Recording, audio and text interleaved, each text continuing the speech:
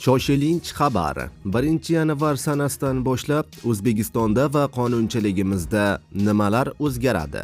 Barcha O'zbekiston fuqarolari qiziqtirgan savollarga ushbu videorolikda javob olasiz. Oyliklar, pensiyalar va nafaqalar qanchaga oshadi? Moddiy yordam va bola pullari kimlarga beriladi? O'zbekiston fuqarolari tezda xabardor bo'ling. Assalomu alaykum, hurmatli tomoshabinlar, tezkor yangiliklardan birinchilardan bo'lib xabardor bo'lishni istasangiz, videorolik ostiga like tugmachasini bosib qo'yishni unutmang.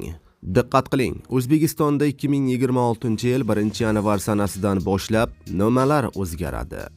Tezda tv.uz YouTube kanali O'zbekiston fuqarolariga O'zbekistonliklar hayotida va qonunchiligimizda yuz beradigan barcha o'zgarishlar haqida ma'lumotni taqdim etdi.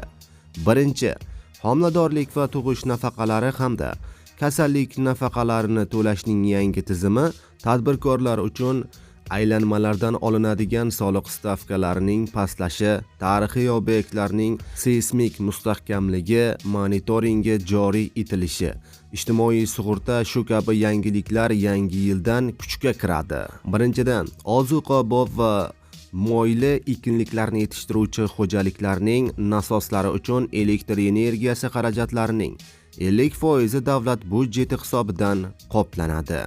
Ikkinchi, fuqarolarning ijtimoiy yordam ko'rsatish bo'yicha murojaatlari oilalar va aholi bo'yicha ma'lumotlarni yuritish raqamli mahalla platformasi orqali amalga oshiriladi. Buning uchun mahallaning markazlashgan reyestri ishga tushiriladi. Uchinchi, seysmik xavfi yuqori bo'lgan hududlarda kuchli zilzilalarni sun'iy intellekt yordamida o'rta va uzoq muddatli prognoz qilish yo'llarga qo'yilmoqda. Birinchi bosqichda Toshkent shahri tajribasi asosida tashkil etilmoqda.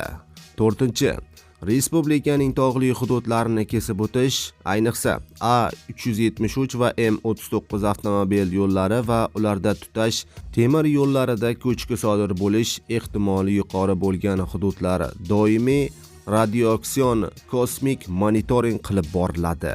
Beshinchi, chorvachilik mahsulotlarini yetishtiruvchi xo'jalik yurituvchi obyektlarga oziqobop ekinlarni yetishtirish uchun yer uchastkalarini ijaraga olish huquqini olganligi uchun haqqi 5 yil mobaynida teng ulushlarda to'lashga ruxsat etiladi.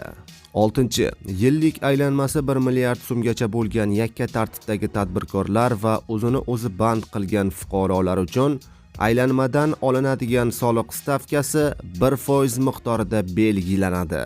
Oltinchi, zargarlik buyumlarini ishlab chiqarish yoki realizatsiya qilish bilan shug'ullanuvchi tadbirkorlik subyektlari daromaddan qat'iy nazar qo'shimcha qiymat soliq to'lov aylanmasidan, shuningdek ular ma'lum shartlarga rioya qilgan holda budjetga to'lanadigan qo'shimcha qiymat solig'ining 80% ni qaytarib olishlari mumkin bo'ladi. Yettinchi, homiladorlik va tug'ish nafaqalari hamda kasallik nafaqalarini to'lash tizimi to'liq o'zgarmoqda.